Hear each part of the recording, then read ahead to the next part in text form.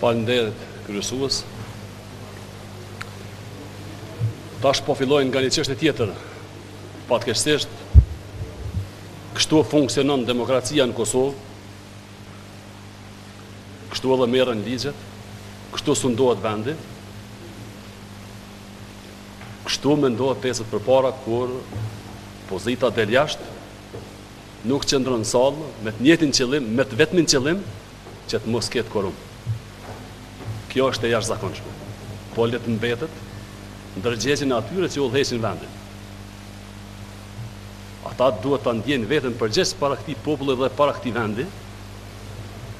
Dhe nuk duhet në asnjë mënyrë të frigohen votës në parlament. Nëse kanë frikën e votës, atëherë s'kemi çka flasim për demokraci, s'kemi çka flasim për shtet dhe s'kemi çka flasim për pushtet.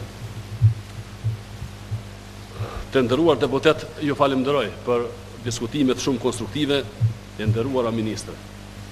Asnjë nga ato që thatë ju nuk janë argumente dhe nuk qëndrojnë. Ju plotësisht më keni bindë sot se i qëndroni mbrapa një klanit të organizuar kriminal.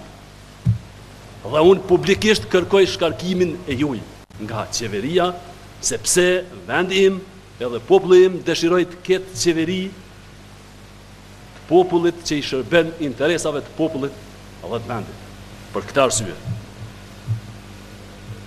deputet të nderuar, ne kemi hequr dorë nga pika tjera të mocionit dhe parlamentit i propozojmë votimin e një pike të mocionit dhe kjo është shfuqizimi i vendimit të Ministrisë dhe Tregtisë së Industrisë lidhur me taksën për 35% ndaj cimentos së importuar.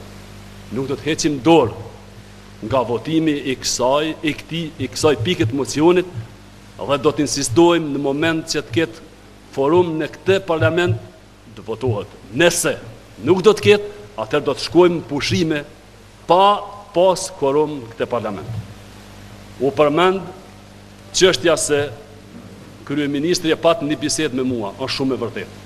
Kryeministri më kërkoi që të dalim me një pikë të mocionit për rishikim të vendimit. Unë nuk mund ta pranoj këtë për arsye se me kohë kishim marrë vendim dhe qëndrim për shfuqizimin e vendimit. Prandaj njerëzit e ndershëm, ata që mendojnë se duhet të shërbejnë popullit dhe vendit, asnjëherë dhe për asnjë moment nuk ndryshojnë qëndrimet e tyre. Unë mendoj se ai që i ndryshon mendimet nuk mund të shërbejë atë dheu tij. 20 deputet Partisë Demokratike më kanë premtuar se do të jetë vota e tyre për shfuqizim të vendimit. Ata nuk janë në sallë sot. Është çudi shumë e madhe. Më vjen keq që ndodhë kjo gjendje kështu, por realiteti është ky.